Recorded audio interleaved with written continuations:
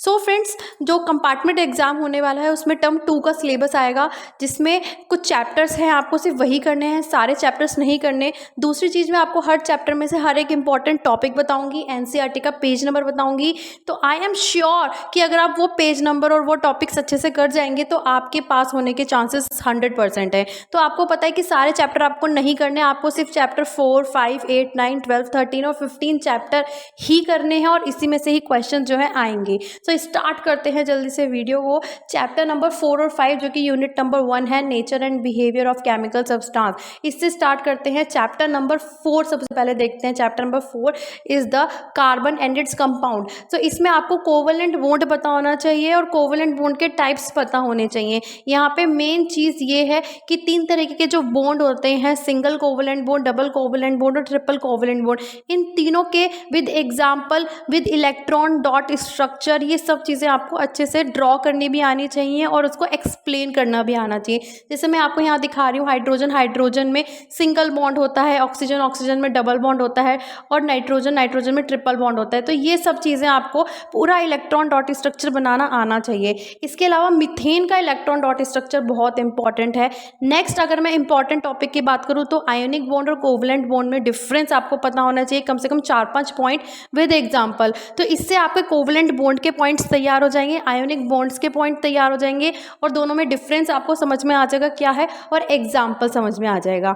Next important topic इस chapter का है वर्सेटाइल नेचर ऑफ कार्बन। तो ये 4 चीज़ें हैं स्टूडेंट, ये आपको करनी है। Tetravalency, catenation, tendency to form multiple bond और आइसोमरिज्म, इन चारों की डेफिनेशन और ये कैसे हेल्प करती है, कैसे सिग्निफिकेंस है कार्बन के लिए।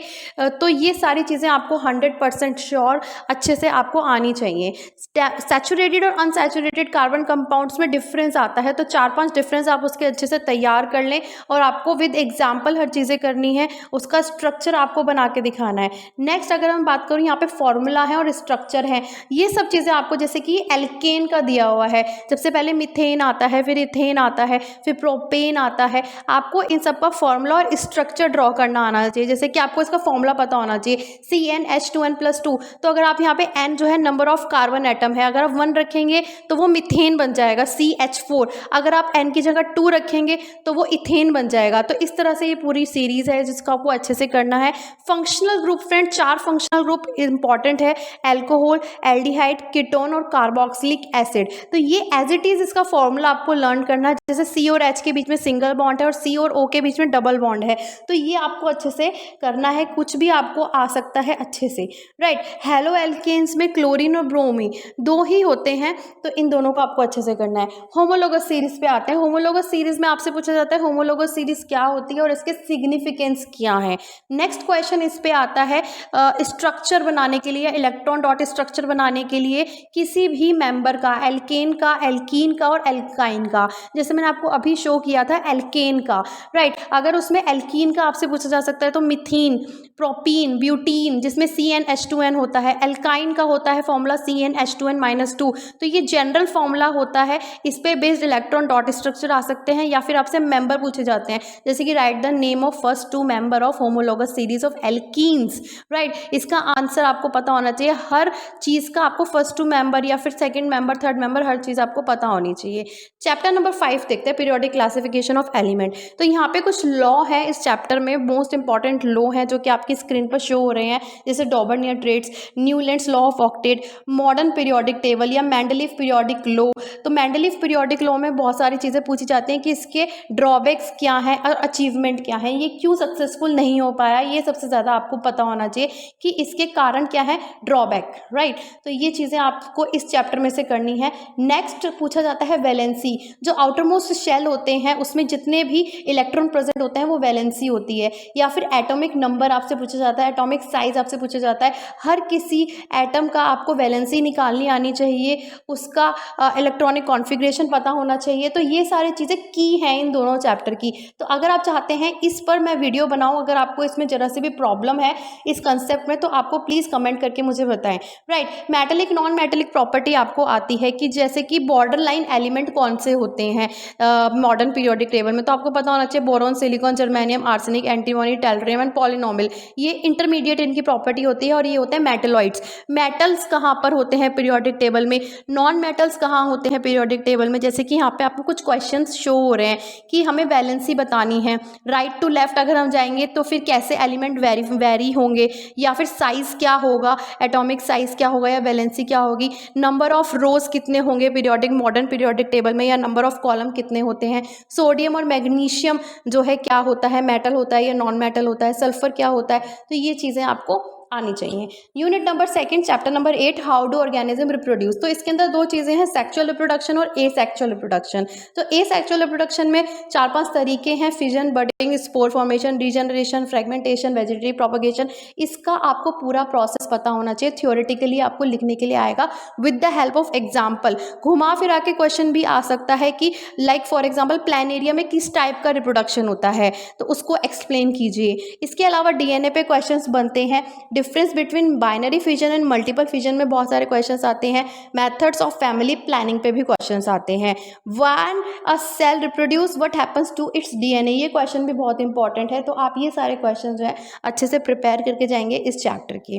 नेक्स्ट चलते हैं chapter number 9 heredity and evolution. Evolution नहीं आएगा, इवोल्यूशन वाला पार्ट कट है, हेरिडिटी वाला आएगा। हेरिडिटी में मैं आपको बता दूं कि हेरिडिटी की डेफिनेशन एंड इनहेरिटेड ट्रेट्स सबसे ज़्यादा इंपॉर्टेंट है। इसमें मेंडल्स का कंट्रीब्यूशन जो उसने पीक पर किया था, पीक के ऊपर उसने एक्सपेरिमेंट किया था, तो वो आपको एक्सप्लेन करने के लिए पूछा जाता है। और बेसिकली मोस्ट इंपॉर्टेंट है मेंडल्स कंट्रीब्यूशन और law of inheritance of trait, उसने दिया था law of inheritance of trait, इस पर बेस्ड क्वेश्चंस आते हैं। ये पूरा लॉ आपको डिफाइन करने के लिए आता है, तो इस लॉ को आप अच्छे से कर जाएं। इसके बाद सेकंड टॉपिक है इस चैप्टर का सेक्स डिटर्मिनेशन। ठीक है, क्रोमोजोम्स पता होने चाहिए आपको, कितने क्रोमोजोम होने चाहिए, बटा 6 क्रोमोजोम। एक्स क्रोमोजोम है तो वो मेल होगा या फीमेल होगा, XY क्रोमोजोम है तो वो मेल होगा या फीमेल होगा। तो जो भी लाइक फीमेल गैमेट और मेल गैमेट में से अगर एक्स क्रोमोजोम XY होता है तो वो मेल होता है, XX होता है तो फीमेल होता है। तो इस तरह से क्वेश्चंस इससे बहुत सारे पुटअप किए जाते हैं, जैसे आपकी स्क्रीन पे शो हो रहे हैं। How is the sex of human offspring determined, ये मोस्ट इंपॉर्टेंट क्वेश्चन है।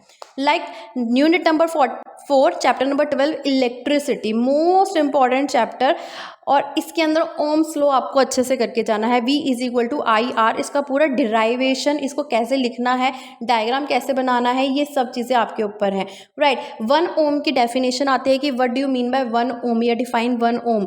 तो सेम आपको एज इट इज़ डेफिनेशन लिखने जैसे आपकी NCERT में दी हुई है। इसकी यूनिट आपको पता होनी चाहिए, ओम होती है और कैसे इसको बनाते हैं वो आपको पता होना चाहिए। नेक्स्ट फैक्टर्स आपको पता होने चाहिए कि फैक्टर्स कौन कौन से हैं जिसपे डिपेंड करता है, on which the resistance of a conductor depend. तो 3 चीज़ें होती हैं, लेंथ पर डिपेंड करता है, एरिया पर डिपेंड करता है और नेचर पर डिपेंड करता है। तो यहाँ पे क्वेश्चंस आते हैं कि इनडायरेक्टली प्रोपोर्शनल है या डायरेक्टली प्रोपोर्शनल है। तो यहाँ आपको पता होना चाहिए R लेंथ के डायरेक्टली प्रोपोर्शनल है और एरिया के इनडायरेक्टली प्रोपोर्शनल है। तो इस तरह से ये वाला पेज आपको अच्छे से करना है, इस पे बेस्ड न्यूमेरिकल्स आते हैं।